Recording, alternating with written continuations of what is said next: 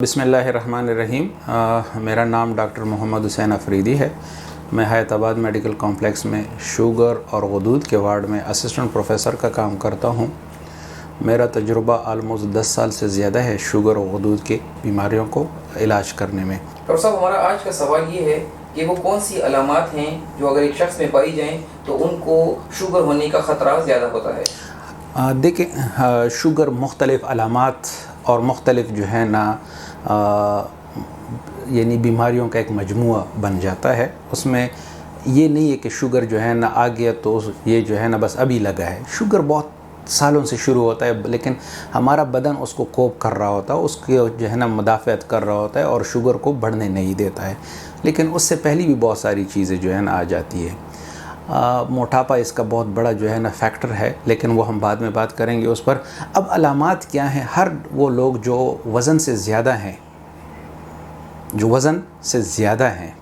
یعنی آپ اپنے آپ کو کنسیڈر کریں کہ جب وہ وزن سے زیادہ ہوں گے تو وہ اپنے آپ کو سمجھے کہ ہم شوگر کی علامات میں سے ایک علامات ہو چکے ہیں۔ دوسری بات، جو لوگ فیملی میں کسی شوگر مریض کو رکھتے ہیں، جس طرح نزدیکی کوئی رشتہ دار ہو، ماں ہو گئی، والد ہو گئے، بہنیں ہو گئی، بھائی ہوں گے، یا دوسرے جو ہے نا چچا وغیرہ ہو گئے، تو یہ لوگ اپنے آپ کو کنسیڈر کریں کہ ہمیں بھی شوگر کی کوئی نہ کوئی پرابلم ہو سکتی ہے۔ اب علامات، اگر ہم علامات کو جو ہے نا ذہن میں رکھیں تو سب سے پہلے جو علامت شروع ہو جاتی ہے، اس میں جو ہماری تجربے سے آیا ہے، اس میں پاؤں جلن ایک بہت بڑی علامت ہوتی ہے، جو شوگر آنے سے پہلے جو ہے نا شروع ہو جاتی ہے۔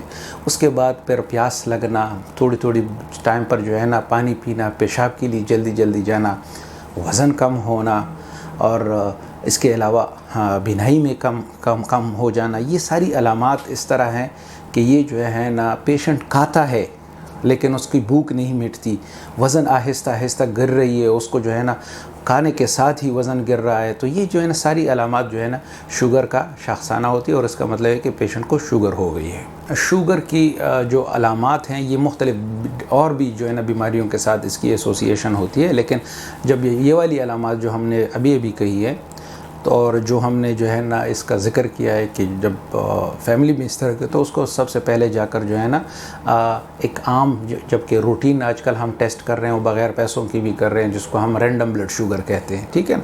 اگر وہ رینڈم بلڈ شوگر یا جو ہے نا کھانے کے دوران والا جو شوگر کر لیتے ہیں، تو میرے خیال میں جو ہے نا بہت ساری چیزیں اس پر واضح ہو جاتی ہے، لیکن ضروری نہیں ہے کہ اس سے بھی آپ کی شوگر کی جو ہے نا وہ ہو سکے۔ پھر ہم ایک فاسٹنگ، جس کو شوگر کہتے ہیں انگریزی میں، اور ہم اردو میں اس کو یہ تناسب لے کہ جب بندہ بھوکا ہوتا ہے، ساری رات اس نے کچھ کھایا ہونے، اور صبح وہ ٹیسٹ کر لیا جائے، اور اس میں وہ جو ہماری گائیڈ لائنز کے مطابق جو لیول دیا گیا، اگر اس سے اوپر آ رہا ہے تو ہم سمجھ جاتے ہیں کہ یہ جو ہے نا شوگر کا مریض ہے۔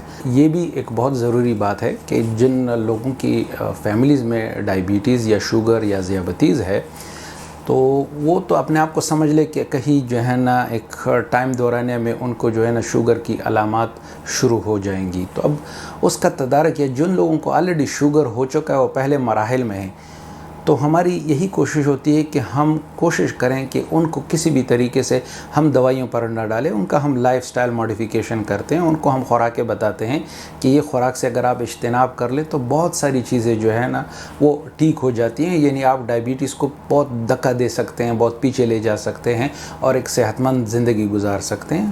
تو اس کے لیے یہ ہے کہ ایسے لوگوں کو چاہیے کہ وہ جب ان کو تھوڑا بہت بھی اندازہ ہو جائے یا شک ہو جائے، یا پری ڈائبٹیز کے سٹیج میں آ جائیں، یا ارلی ڈائبٹیز کے سٹیج میں جب آ جائیں، تو ہم ان کو یہ مشورہ دیتے ہیں کہ وہ اپنا لائف سٹائل چینج کریں۔ اب لائف سٹائل چینج میں بہت ساری باتیں آ جاتی ہیں۔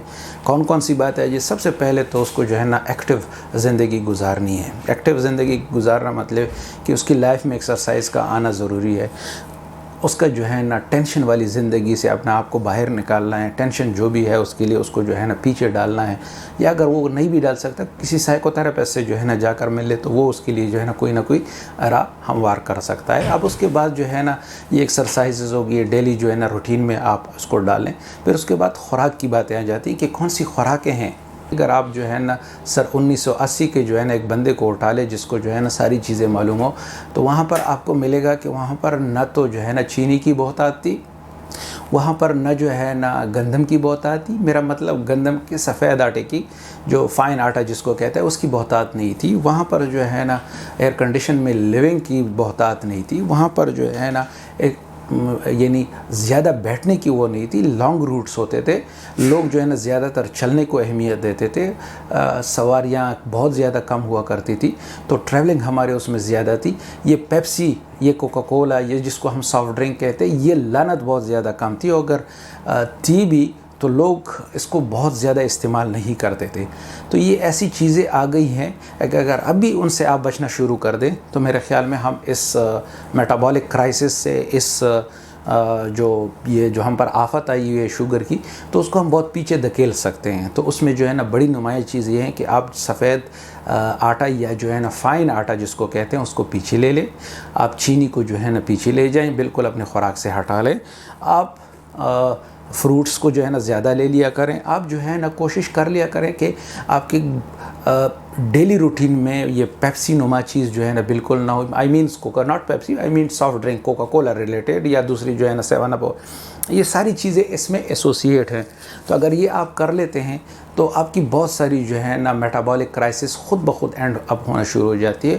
ایکسرسائز شروع کر دیں تھوڑا تھوڑا شروع. اس میں پہلی سٹیپس جو ہے نا آپ واک سے شروع کر دیں. 10 منٹ کی واک کر دیں، 5 منٹ کی واک کر دیں، پھر آہستہ آہستہ اس کو بڑھاتے جائیں.